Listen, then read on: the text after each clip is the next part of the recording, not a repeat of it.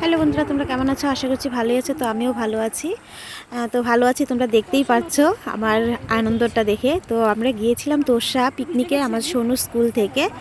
তো ওর বাবার সঙ্গে গিয়েছিলাম। তো ওখানে আমরা 6টা বাস নিয়েছিলাম, প্রচুর স্টুডেন্ট গিয়েছিল, গার্জেন গিয়েছিল। তো যাওয়ার সময় দেখো ভাবলাম একটু পাহাড়টাকে ভিডিও করি। তো গাড়িতে বসে ভালো করে ভিডিও করা হচ্ছিল না। তো সেখানে নেমে তোমাদেরকে ভিডিওটা দেখাবো আমি পাহাড়ের। তো সবাই কিন্তু ভিডিওটা লাস্ট পর্যন্ত দেখো, যারা যারা যাওনি তারা দেখতে পাবে। আর খুব ভালো ভালো জিনিস আছে, তোমরা সেটা মিস করে ফেলবে যদি না দেখো। তো গিয়েই দেখো নদীটা কত সুন্দর দেখতে পেয়ে সবাই ছুটতে চলে গেলাম নদীর পাশে। তো আমার জামাইবাবু আর ভাগ্নি আগেই চলে গিয়েছিল, দিদি যাচ্ছে আর আমি যাচ্ছি।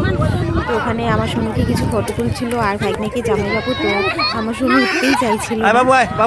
দেখো পরে ওকে আমি একা করে কিছু তুলে নিলাম ফটো। আর ওইদিকে পাহাড়টা দেখো, একদম কাছে নদীর পাশেই পাহাড়টা, একটু শুধু চর আছে তারপরেই পাহাড়। তো জামাইবাবু এদিকে দিদি ওরা ফটো করছে। তো এদিকে আমি একটু ভিডিও করে নিচ্ছি। আর তোমরা সবাই আমাকে একটু কমেন্ট করে জানাবে তো আমার এই শাড়িটা পরে আমাকে কেমন লাগছে, সবুজ শাড়িটা পরে। এত সুন্দর জায়গায় গিয়েছি, তোমাদের সঙ্গে যদি শেয়ার না করো, শেয়ার যেহেতু করেছি, তোমরা যদি একটু কমেন্টস না করো তাহলে কি হয় বলো তো?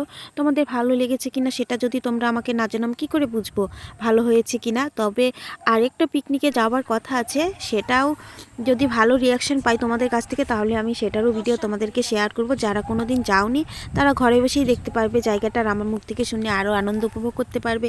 আশা করছি সেটাই আমি তোমাদেরকে আনন্দটা দিতে পারবো। তো দেখো নদীতে খুব বড় একটা পাথর ছিল, আমি জুতো টুতো খুলে সেখানে গিয়ে উঠে একটু ভিডিও করে নিয়েছি। তো আমার এই ভিডিওটা তোমাদের কেমন লেগেছে সেটা কিন্তু অবশ্যই তোমরা আমাকে জানাবে, ঠিক আছে? তো নতুন ভিডিও দিতে আমি খুবই আগ্রহী হয়ে উঠবো তাহলে। তো এই ভিডিওটা এই পর্যন্ত, টাটা, সবাই ভালো থেকে সুস্থ থাকো। আর